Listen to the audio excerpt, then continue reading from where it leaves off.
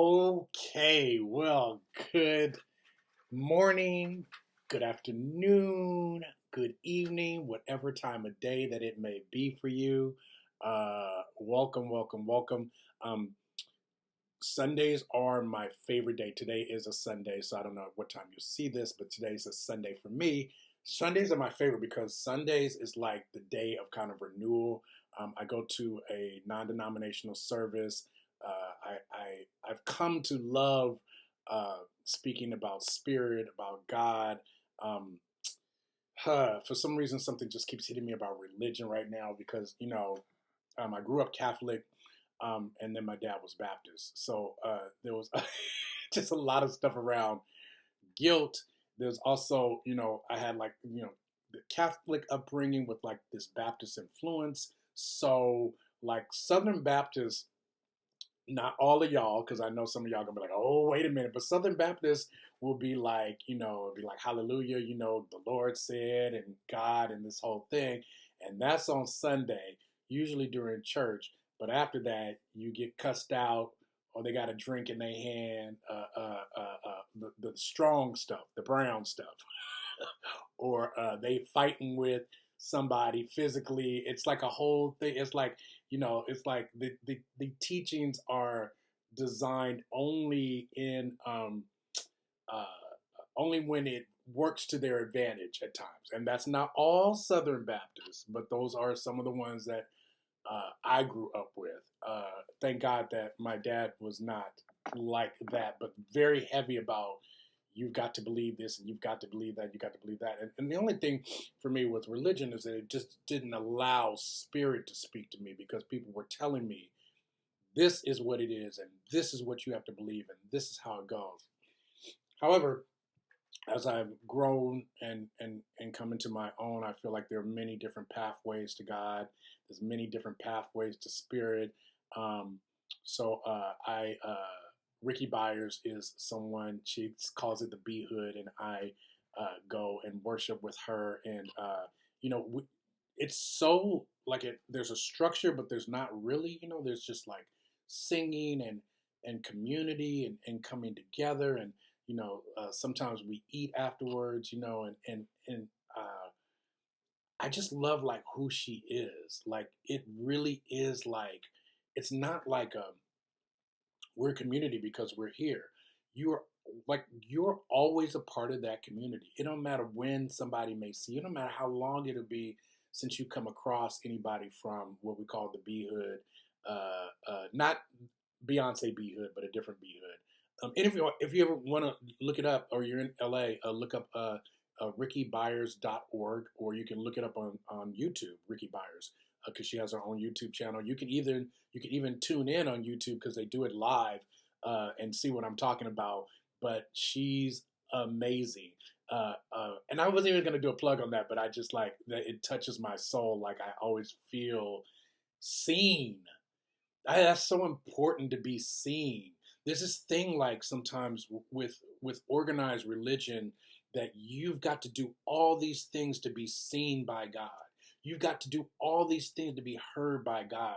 And I've realized that God is always there, seeing and hearing us, and not seeing like, oh, you doing bad and oh, you got to get it together, but seeing the essence of your spirit and who you truly are. And I think that that is just massively important, um, and massively important to be able to relate to. And it's so unfortunate that many, not everyone, and I keep emphasizing that so that it just is clear because I know people want to comment but that many people use organized religion for power, for control. I mean, I live in the United States. Whomever may see this and like look at what's happening now, and it's not even just the United States; it's happening all over the world, where people are using religion to justify racism, to justify injustice, to justify greed, to justify control and power. Um, it's in the name of God. God has anointed this person to to lead us. Um, we all are leaders in our own way. We all have our own expressions. I love when people in the church go, "Oh, Bishop was anointed. Bishop is a man just like anybody else who answered a calling that called to his spirit, but that doesn't elevate him any higher to God than we are. It may give you more clarity. It may give you more grounding inside of this thing that we're calling, I don't know, religion or spirituality or whatever. But it doesn't mean that you're the only one that has access. And I'm more about, I don't care what title you have. I want to know who you are. That's going to tell me everything in terms of like who I follow and where I go and what I'm about. And so I just think that sometimes in our community, especially in the African American community, we hear bishop, we hear God, we hear this, we hear that, and people saying the right sound bites, and all of a sudden we're like, oh yes, oh yes, oh yeah, and we're not thinking. We're not thinking. And so many times you've heard in churches where there is wanted to say something. I wanted to say something completely different than what I was about to say. People who have been sexually abused in the church, misogyny that's in the church, all these different things that you're like, wait, what? Because we weren't listening, and I don't think that that is at all God's plan. So I'm taking a breath, and I'm just grateful for Ricky.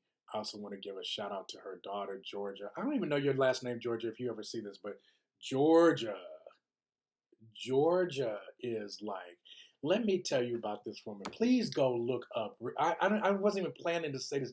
Please go look on YouTube, Ricky Byers. Okay, look it up.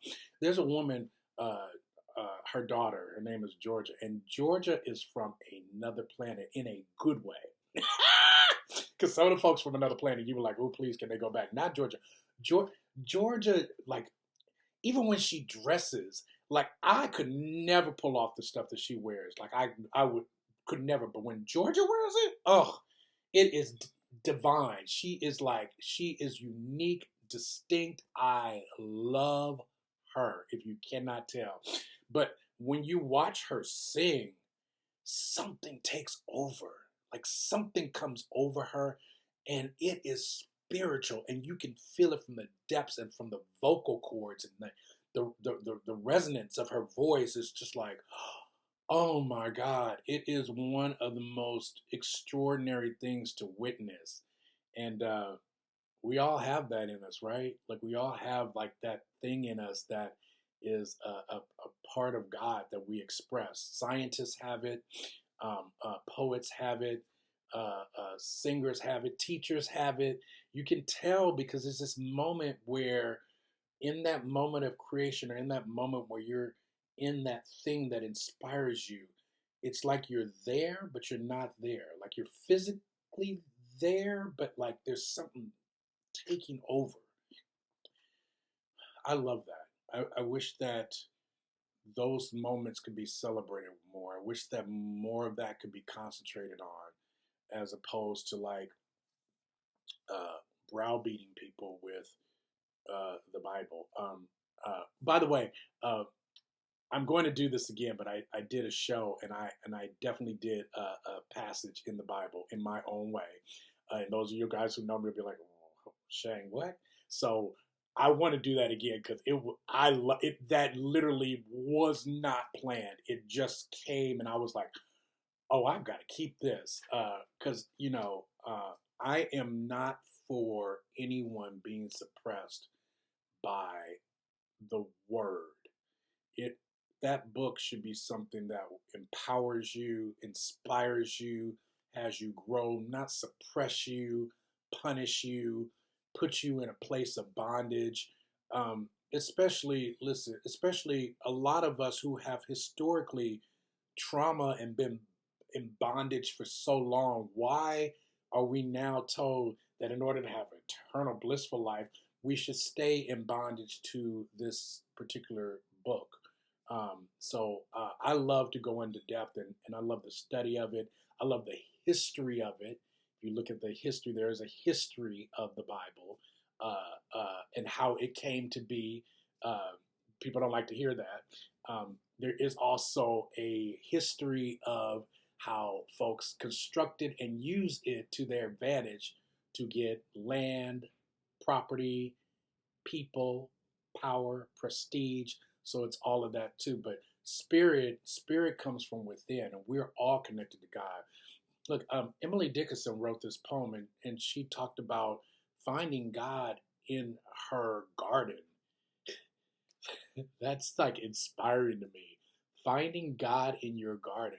Like, I try to look for God in those spaces where I think that this seems tragic, or like, where is God? Where is God in this? I literally have to practice that.